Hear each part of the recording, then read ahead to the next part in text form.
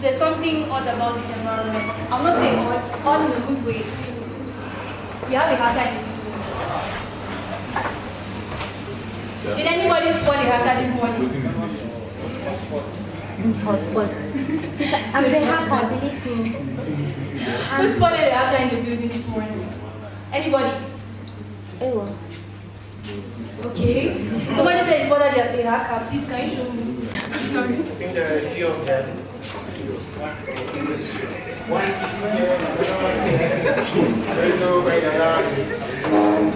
So there's no point in that hacker. A seasoned penetration tester, a red teamer, co-founder of RSA, that is Red Shielders Africa. I don't even know where to start. He's a cybersecurity consultant, a forensic specialist. There's a lot to his name. Please, can you grab us?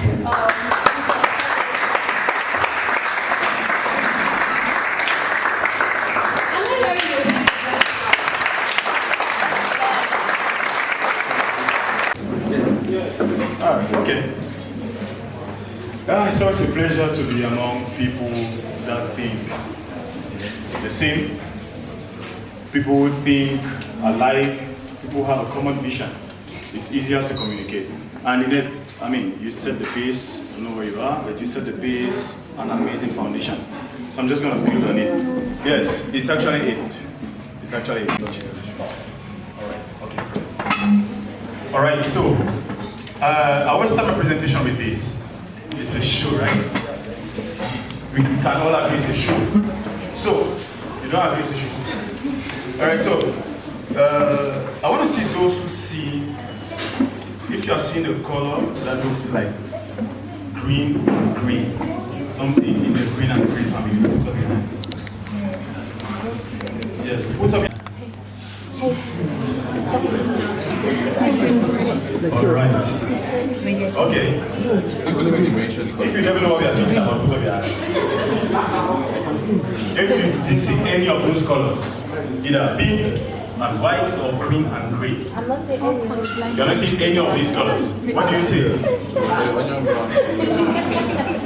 By the way, it's the perspective in which some of us see life, okay? I'm not going to tell you why I do this exercise, but it's for me, it's not for you. So it makes me see how you think, and from there I will know how I address you. Is that okay? The color you see defines your personality. I know, don't worry. Okay, so I'm quickly going to talk about myself, then we'll dive deep into the hacker's mind. Who is a hacker? What runs through the mind of a hacker? Why do they think differently from most of you guys that are not yet or that are not? All right, so a quick one. Derek Tata. I'm a rating consultant. I'm a certified senior lead risk manager.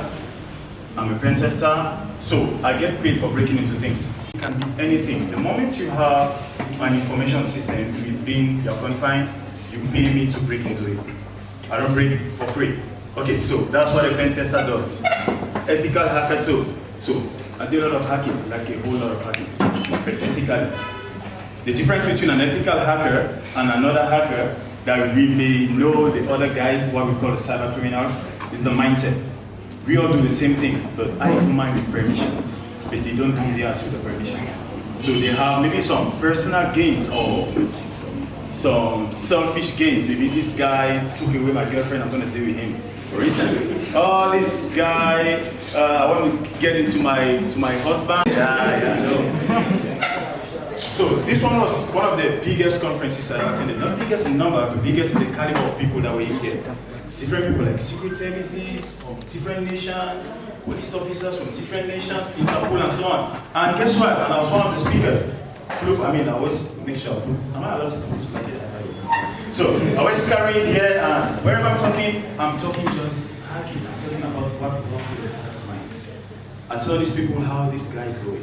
Among these people, there is you've heard about Hush Puppy, right? So one of the guys that masterminded Hush Puppy's arrest was in the hall, and he was explaining to us how he did it. And I was like, oh yeah, now I have first-hand information on how it happened. Step by step, step by step. So what I told them was how the other kind of hackers do it. How do they get into our personal stuff without us giving them access? That's why today we're going to be talking about inside the hacker's mind. What goes through the hacker's mind. If you can't think like one, you can't catch one. You need to be able to understand how these guys think. What are they made of? Why are they always trying to get down our, get into our privacy and so on? When I'm talking about privacy, I mean, you could talk about your Facebook private hat or your WhatsApp and so on. It's way beyond that. Really, really, way beyond that. Hacking is a global threat. Like, the world is going down. And guess what? There are very few cybersecurity professionals than cyber criminals. We have more cyber criminals than cybersecurity professionals. That's why I always say cybersecurity is the only field that if you are skilled, you can never laugh at all. The moment you are skilled, I didn't say if you are certified or if you are skilled. So my last job I had was a consultant at Orange Cote d'Ivoire. So I was working in Cote d'Ivoire and in Liberia at the same time. You know what? Hacking into mobile money and everything to block it before the bad guys do. But they never asked for, my interview ran for less than 5 minutes. They didn't ask me, do you have a degree in this? Do you have a certificate? No. Because wait, can you do this? Can you do that? And that was it. That's what I say. Once you get the skills needed when it comes to cybersecurity, it's very easy for you to land the gig that you think they want to sell you witchcraft. The kind of things that telling you don't believe is true. But all you need in cybersecurity is skills. Like we have more criminals than police officers. It's the same thing in cybersecurity. We have more cyber criminals than cybersecurity engineers. That's why there's always a quest for more. Okay, so hackers don't follow the rules. They exploit assumptions. They don't follow rules. Most of us follow rules that are not hackers, but hackers don't follow rules.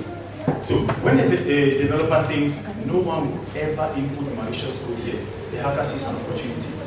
I always approach with developers. Like my biggest problem is always with developers.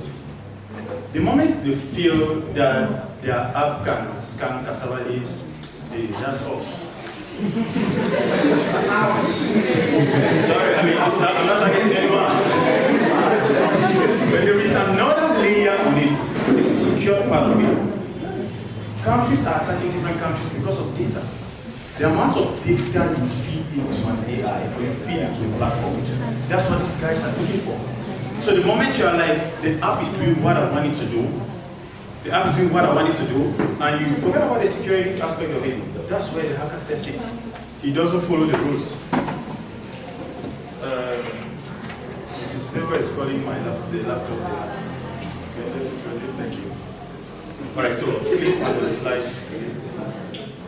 Alright, okay, so hackers sees an opportunity. So their creativity is their weapon. They ask questions like, what if I manipulate this API call? Or can I trick this system into revealing a secret? So as defenders or as developers, we need to adopt this mindset, not to harm, to protect. If you can't adopt this mindset, your apps will always be flawed. That's why you always need testers. Your app will be flawed all the time. It's going to be responsive, it's going to be beautiful, it's going to be cute. You can even have an award with it. But the moment a hacker sets his eyes on it, he injects 1 or 2 malicious codes, your site is down, your app is down. I mean, an app will do a lot of millions for it. How do you think the person that paid you for this is going to look at you? The moment you put your SSL, blah, blah, some very scary stuff, you think that is, no, it has to be tested. That's why I want you to think like hackers. That's why I want you to think like the way these guys think. Okay, so cybersecurity is not just about tools, it's more on psychology. I also post it on my stages at times that I think more than I type.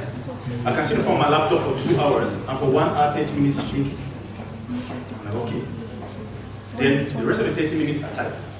So it's more of a psychological game. How do I get this guy to click on this link? The aspect of social engineering, for instance. I'm not diving into that, but I want to build something so you can actually think like, or the way hackers do think. They approach systems differently. They see a path where others see a barrier. Simple. When we study how they think, we become better defenders. So, Goldstein said, to have is to understand. The more you understand, the hacker, the lesser the compromise, something like that. So the more you understand how the hacker thinks, it gets very easy for you to protect your app. So if you are doing your app, it's responsive, your assistant is talking normally. But the moment a hacker looks at this, like, okay, what inputs can I put? Have you heard about the jailbreak phrases when you put it in AI? You see, people build AI to respond, but some people are thinking about a jailbreak phrase that they can put it in AI and it gives them a response or an information it wasn't normally supposed to give them. That's how hackers think. You, for instance, when people play with Meta AI, at times they write a lot of nonsense. I'm like, you don't know what this Meta AI can do, or the other AI stuff and so on. So, build your mindset, shape your mindset. So, we had some real-world exploits that showed the industry. The experiences I've had when it comes to pen testing and ethical hacking, companies, banks, airports, and everything, I always come back and blame the IT guys. IT guys are the most careless people I've seen. They overlook things, they assume things. We just work like that. These guys out here are hunting. They're looking for the least opportunity. That mistake you're overlooking, that's what is going to put you in problems. So there was a bank in Cameroon, Union Bank. Like 3 years ago, about 30 people got arrested and they were sent to prison because they were IT guys. That's the reason they were arrested. The bank got hit with about 300 million francs disappeared, and it was a mistake from the IT department. Everyone went down, about 30 on go on the ground. It's just to make you understand that choosing a path or choosing a field is something cool. But are you ready for the consequences, especially a field like this? Spoken to a lot of people, spoken to decision makers, spoke at an airport that had brought contraband stuff in that country, and I showed it at the airport. They let me pass with it because they did not know why it was. So during my presentation, since I was training the airport security, I showed them the things and they were shocked I entered with those things on me. So these are the little opportunities, these things that you think that people are not going to exploit. That's what they exploit. So we have Log4Shell, if you know this. Just a single login live address. We heard about Cloudflare like a few days ago. Just a little problem. The other time was, I think it was from Microsoft, someone pushed an update and it shut down like everything. Even airports, everything was shut down because they pushed something to production that was not actually tested. So testing is an obligation. I'm talking here about sec by design. You don't, anyway, the slide is coming actually. We had Equifax, an unpatched vulnerability that around 143 million records leaked. I'm still talking about data. The apps you build, or whatever thing you're building, the moment you fill it with data, how protected is that data? How do you protect that data? Stuxnet 2010, we can't talk about it. So small oversight, catastrophic consequences. The moment you think that no one is going to say it, they're going to say it. That's what they're looking for. You see a problem in your development, you see a problem in your app, but you overlook it because you feel no one is going to say it. You will say it. Because that's the only thing you do. You look for the mistakes you overlook. So you have to be very careful when building one. And if it's a sensitive one, you may go to jail. Depending on the kind of information you're taking out there. So it's way more than building a cassava scanning app. Sorry, I don't know that. It's more than that. Like I said, it's way more than that. It's going to serve the purpose, the what about the security aspect of it. Security doesn't come at the end of the life cycle. Security is at every level. You bring a new functionality, check the security. Check the security. That's what we call security by design. From the roots, that's what the security from scratch, from your idea. The moment you start thinking that what affects Huckleberry and everything, start thinking about security at that same moment. You don't think about security when you are done at the end of the life cycle. Is that understood? Alright, so the hacker's mindset, they explore systems with curiosity, persistence, and creativity. They don't give up. They don't give up. So sometimes you run something, you're like, there is a problem in this app. I'm not seeing it. Don't look for it. So what wakes us up at sometimes, like you sleep, 2 a.m. you just open your eyes and say, yes, I got it. 2 a.m. you wake up, you go to your table, and you start checking that thing at 2 a.m. That's when that idea comes. That's how hackers think. So my job and my role in this life is to hack into people's accounts before the bad guys do. So the reason I hack is for them to fix it very fast before it happens. So we don't sleep, and they don't sleep either. One of the core principles of hacking is if I control the input, I can manipulate the output. Are you okay with that? If you can control the input, you manipulate the output. That's simple. That's the same way these guys think. Attackers think in sequences. Starting with reconnaissance. We're talking about reconnaissance here. You just want to have a global view, like a survey of what you want to attack. Is it a network? Is it an infrastructure? Is it your Wi-Fi? Whatever thing they want to attack, we think in sequences. Like, all right, okay. Reconnaissance. Then we have what we do is survey. Even during war, at times when people want to survey first to find out, say, okay, yeah, so if you want to start with an enter through here, then we go like that. So they do that like the mastery of the terrain. You need to understand how it happens. So they bypass the logic and what we call chaining small flaws to reach the deep impact. They gather small things. If you see the way I work at times, it looks like a lot of junk. But at the end of the day, the image gives you becomes clean. You gather a lot of little pieces to overlook, and the combination of all of that gives you a lot of information. Okay, so they have automated scanners that can equally help. You have automated scanners like Nessus. I'm going to be showing you some few ones that you can manually test your apps first before any other thing. And work with those who are strictly developers. Work with testers. Work with testers. So when you're done, you're like, bro, I check it. So he may not have time, but he checks it. He may see something that he did not see. It's always good to have another view. Like I said, the moment it's beautiful, it doesn't mean it's good. It doesn't mean it's secure. Okay, hackers are driven by more than money. Some seek knowledge, others reputation, and some simply enjoy the challenge. We have hacktivists, they use hacking as a form of digital protest. Curiosity remains the oldest motivation. They always have curiosity. Now, talking about a challenge or acknowledgement. When normal people, normal people are those who are hackers. Some of us are extraordinary people now. So when normal people clap for us, you are not moved. It's normal. It's just like the medical doctor discovers something and we are not medical doctors, you're going to clap because you're not in the field. But if someone from your field claps for you, that is the belief that just took. You build something, another developer looks at it like, no, boy, bad. You feel different because he actually understands what he's saying. So now, most hackers, at times, they seek acknowledgement. Not from other people, but acknowledgement from the community of others. I was able to do this. And while they're doing that, they shut down someone's system. And that's already a big problem. It's more than money. There's what we call Hall of Fame. Hall of Fame. So if you check it, then if you've heard about SANS Institute, we know SANS, the SANS Institute. All right. Okay, a few people. So now, SANS is a reputable organization in the whole world. Imagine SANS Institute listing me as top 5 in offensive security in the world. Do you know what that means? So when I saw that on their site and they sent me the email, I was like, okay, if I'm top 5, it's way more than whatever everyone is doing.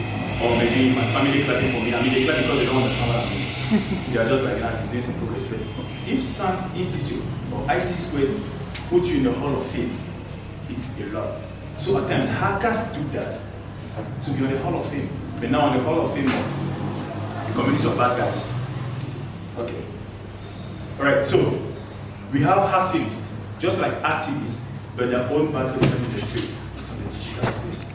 So they bring out their motivations and everything. And yeah, they just put it out there like Anonymous. You've heard about Anonymous, right? That's an hacktivist. That's a hacktivist group. But at the end of the day, curiosity always remains the oldest motivation. Now I'm going to talk about common developers' blind spots. The things you overlook that you exploit. Okay? Trusting user input. Once we see an input field, be it on a website or an app, we smile because you know what we can do with that input app. Worst of all, those who ask you to upload a file on the website, maybe a form or anything. That is the worst thing you ever do. I don't know who does that here, but that's the worst thing you ever do. Asking for a form to upload it on the site. You can do crazy things with that, then you have access to your whole database. Just by tricking that input. So you have to be very, very careful with that. That's what we call the input sanitization.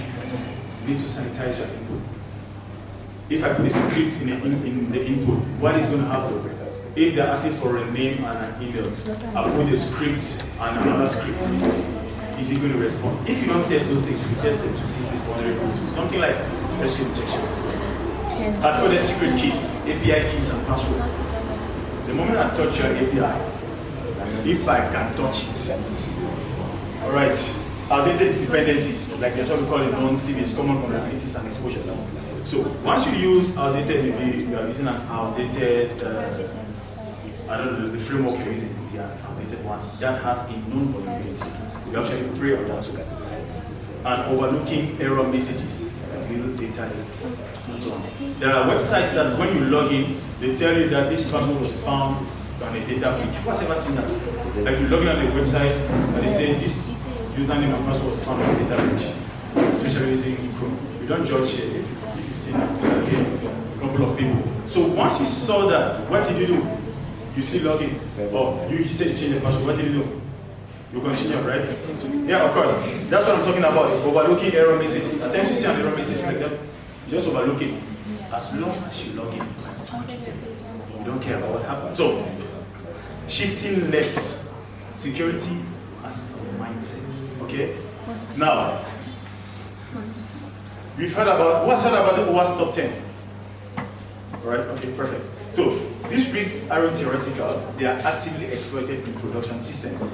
For instance, I took a few ones here. We have what we call a broken access control, IDOR privilege escalation. Okay, now, talking about IDOR, who knows what an IDOR vulnerability is? IDOR, IDOR.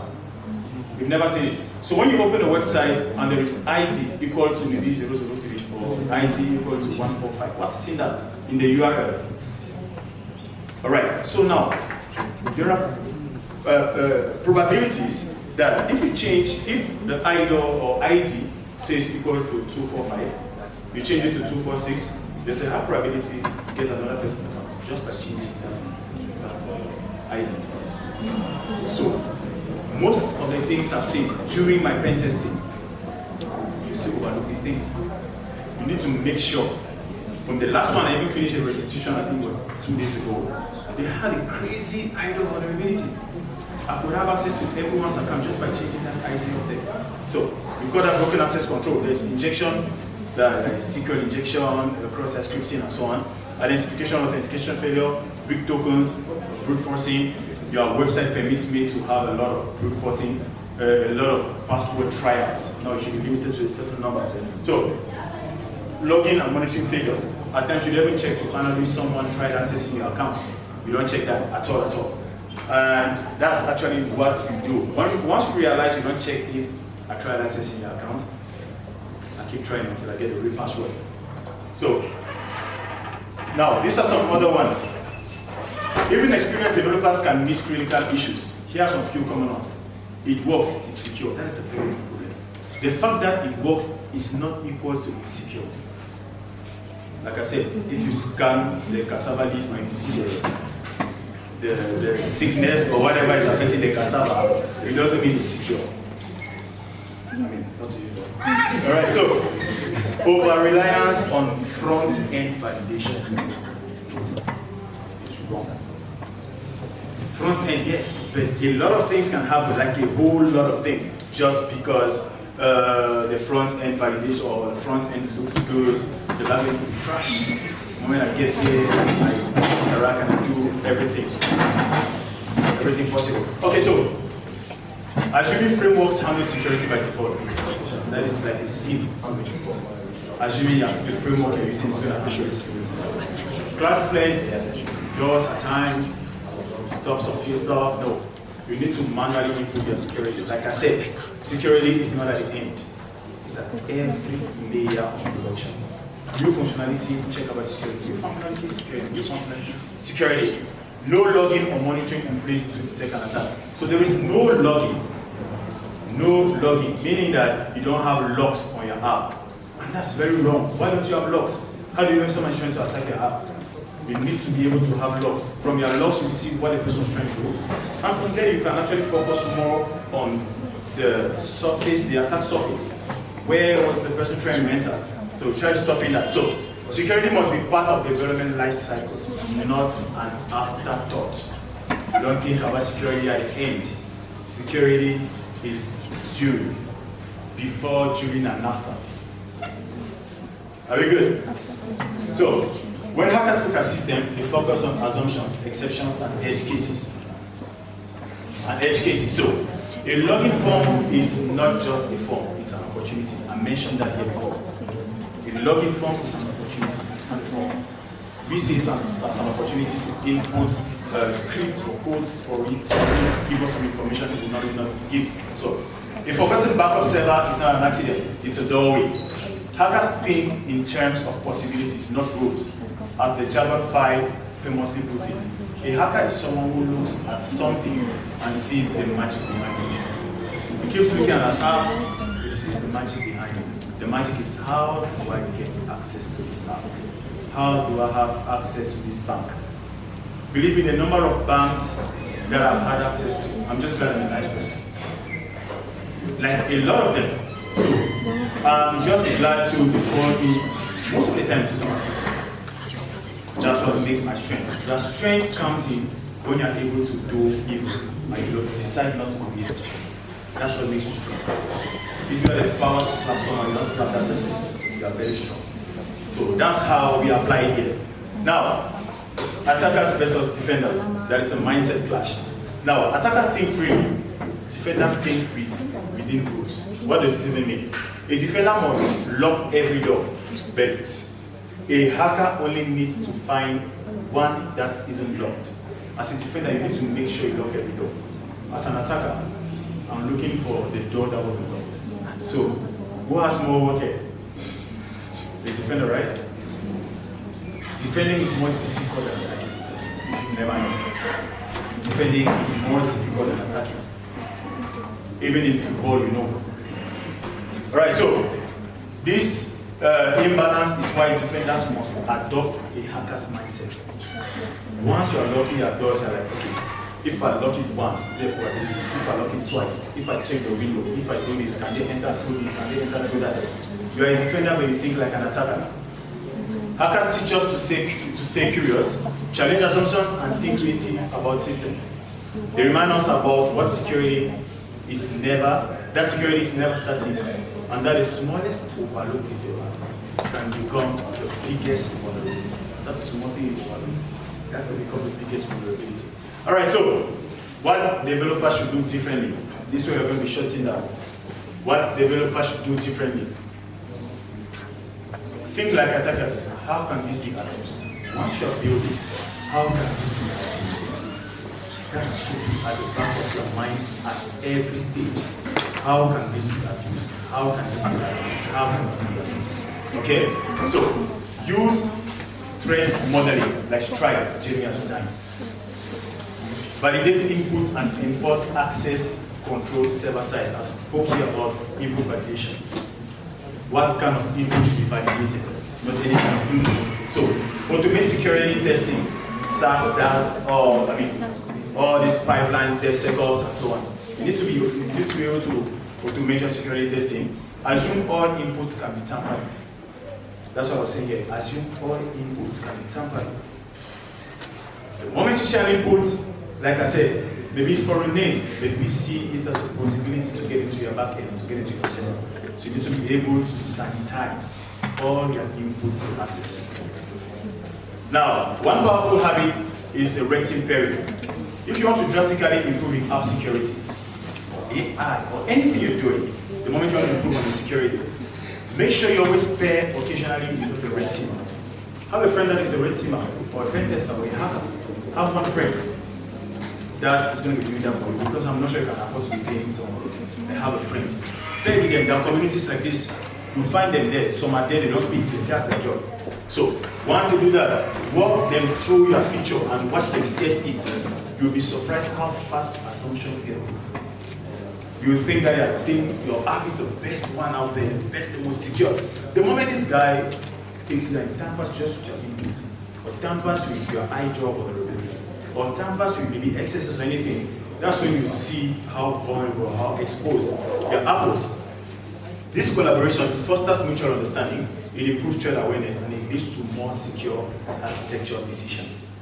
from there, that's what we call secure designers. Like these guys, the way they secure the apps and the way they build the apps, they build the apps with the mindset of an attacker. They build the apps with the mindset of someone that does cybersecurity.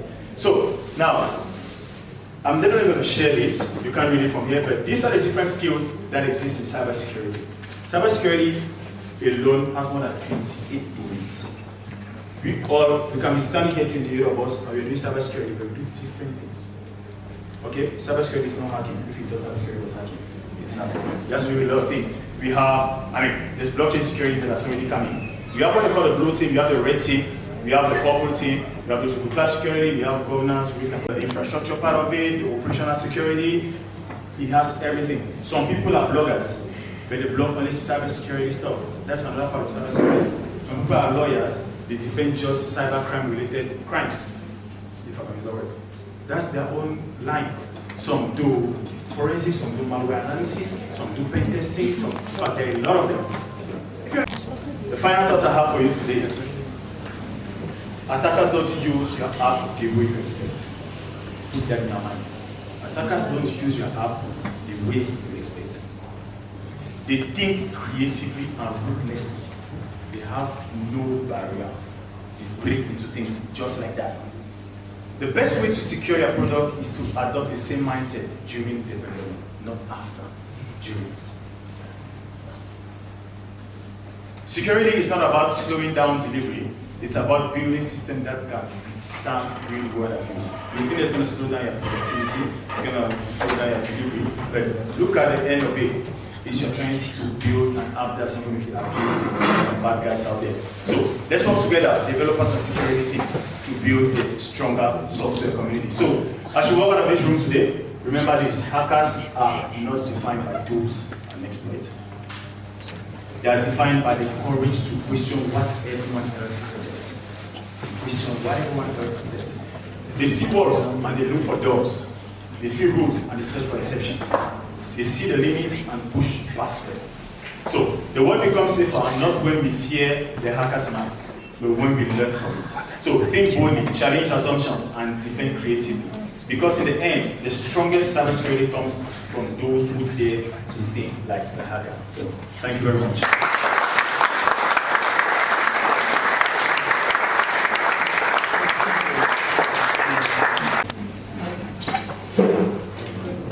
This one here. Two. Questions will not give birth to other questions, right? I wanted to ask, once you use advanced developer options and you get into the console of a website, can you use the GeoWat security and to like access the website to get the API keys?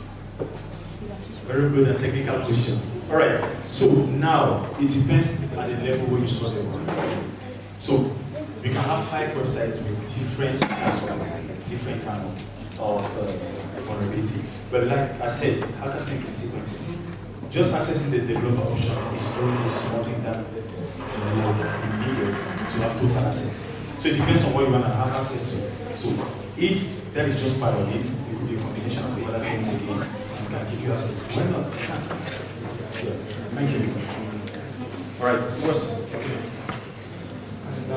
You mentioned something very important, and it's the fact that when we are designing software and systems, we should have the right, if possible, many scenarios and cases where we don't have a red team on the team.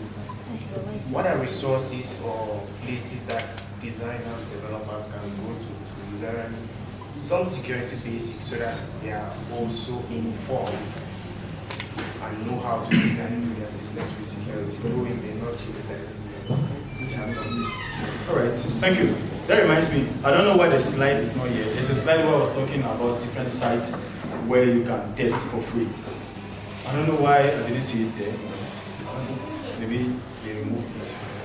Actually, so there is something like Nessus by Tenable. Nessus Essential, it's free. Nessus Essential, you just take your app or your link or the host and everything, you put it there. It's going to run the scan. And it's going to tell you, change this, adjust this, and do this. There's equally Immuniweb. to run applications, or what we call mobile security framework. So I've given three already. I gave Tenable Nessus, Nessus Essential. The same thing, Nessus Essential. The second one is ImmuniWeb. Immuni is like immunization, like IWM, ImmuniWeb. You're going to see how to scan your app, mobile web app. Then the third one is for mobile app, known as Mobile Security Framework. You take your mobile app, you upload it there, and it's going to tell you where some few problems are, then you see how you can fix them. Is that okay? All right. I think there's the last one. Someone's hand was up behind here, right? Oh, okay. Thank you for the lecture. A nice lecture. Okay, I want to clarify. I want to get something clear. Did you say security should be at the end of the development process? I think security should not be at the end. I don't know. I just want to get clear. It should be from the beginning. So that it should be a continuous process starting from the beginning of the development process, and it should be more at the end where they test everything.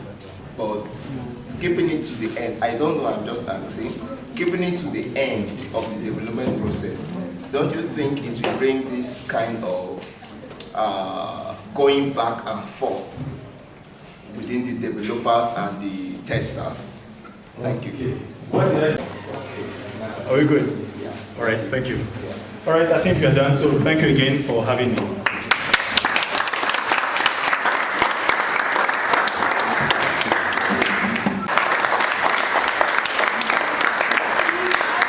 Yeah, just point out the key factors that are being mentioned and has been a core factor that's caused probably security breaches out there, costing a lot of companies money and so much more. I mean, adding security to part of your skills as a developer would not be a bad idea. Big one, who has been inspired to join cybersecurity? Very good. I mean, if you had this talk and now mentioned that probably cybersecurity is your thing now, I don't know, there's something lacking. So we have our password for starting outside.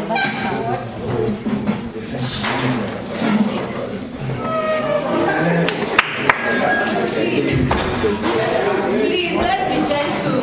Let's be gentle to start. You must most use it for session. So when you're putting those down, okay? Try fish is not elephant.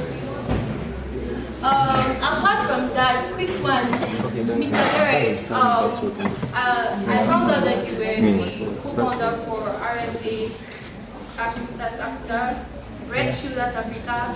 Please, is it a community or a company? Because the community is all about growing, and we need communities, more communities for our people to grow.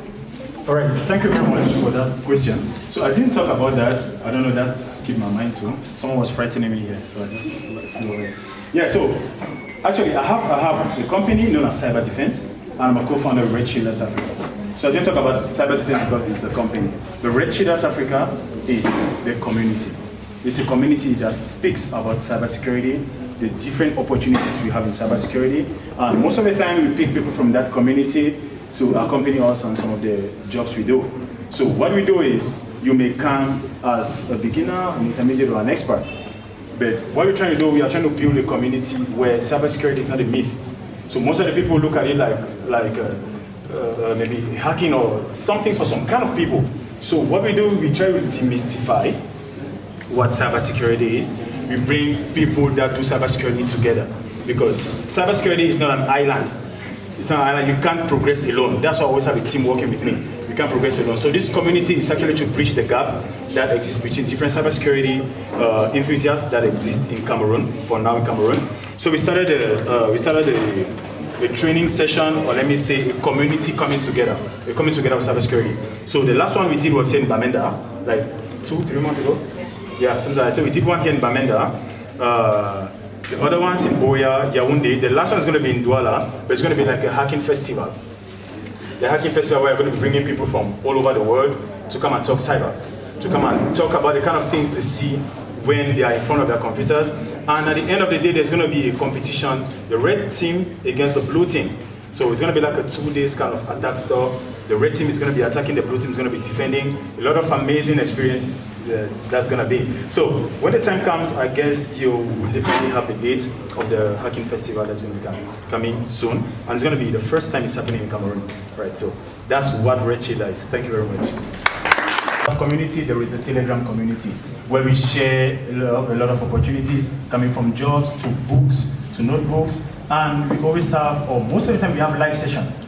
Live sessions, you just get up, you ask any question you want to ask on what cybersecurity is, or what you've been thinking about it, then you have people to answer. We do demos, a lot of demos on hacking, because that's what actually gets people's mind on how can someone have access to your iCloud where you give him the password. How can someone have access to your website, your Facebook, your Instagram, your WhatsApp, or your phone in general. So we have spywares, we do some demos, you get into someone's phone live on camera, you get someone's location and so on. So those are the kind of demos we do most of the time, just to create awareness and make people understand these things actually exist. Okay, thank you very much. Hopefully we'll be able to send a link I will. to our community group so people can join. Okay, I will do that. Our team has safe and secure solutions, so it's up to us to build those safe and secured solutions. Now, we'll soon have our next talk, but before